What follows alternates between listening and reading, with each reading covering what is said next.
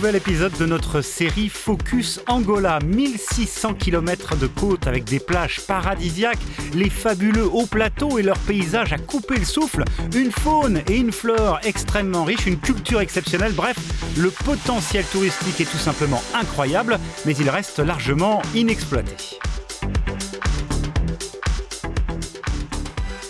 Un bon exemple de ce potentiel, c'est sans doute cette région de Huila où nous sommes, dans le sud du pays. C'est l'une des 18 provinces d'Angola et on y trouve certains des plus beaux spots du pays, comme ce site incroyable de Tundavala. De nombreux investisseurs nous l'ont dit, ils sont déjà tombés sous le charme et ils l'ont affirmé également. L'Angola n'a rien à envier en matière de richesse naturelle, de beauté de paysage à ses voisins, l'Afrique du Sud, le Botswana ou la Namibie, où là en revanche le tourisme est déjà beaucoup plus développé.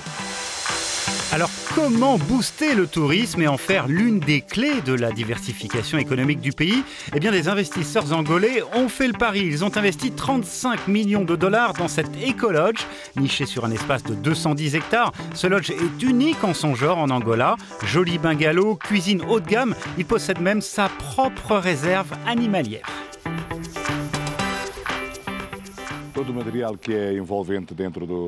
Tous les matériaux utilisés ici sont connectés à la nature, le bois, la paille, la pierre. On a essayé de créer une ambiance où les gens se sentent totalement en Afrique, mais avec un niveau de qualité d'écotourisme particulièrement élevé. Et cela fonctionne, cet hôtel est une référence en Angola. D'ailleurs, de nouveaux investissements sont prévus ici dans les mois qui viennent. Une bonne nouvelle également pour cette région, autour de Lubango, qui voilà une manière de diversifier son activité économique, historiquement basée sur l'agriculture. L'hôtel emploie aujourd'hui 120 personnes.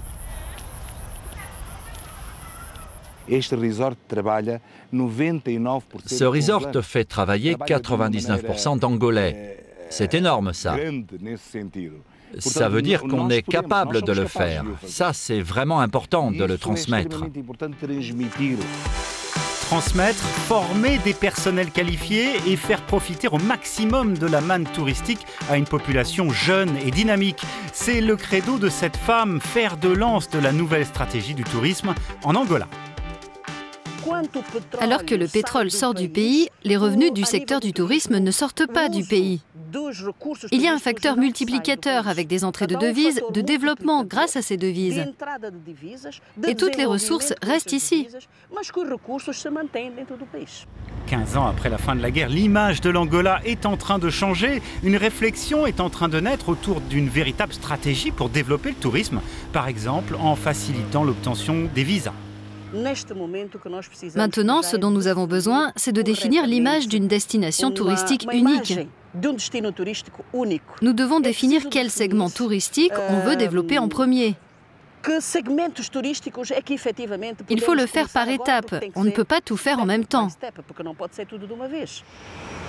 Et ce travail a déjà commencé. Depuis quelques mois, la compagnie nationale a complètement revu sa stratégie. L'idée est bien entendu de faire la promotion de la destination Luanda, mais pas uniquement. Grâce à un partenariat opérationnel avec le géant Emirates, elle est en train de faire de Luanda un véritable hub.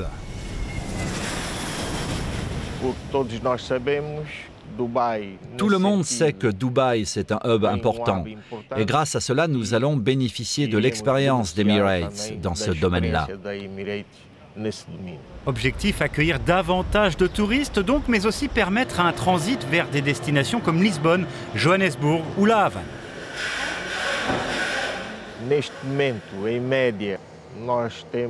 Aujourd'hui, nous avons une moyenne de 80 à 100 passagers par jour qui transitent par Luanda pour aller dans un autre pays. Et nous sommes convaincus que ce chiffre va augmenter à mesure que nous allons faire la promotion de nos services dans les marchés où nous sommes présents.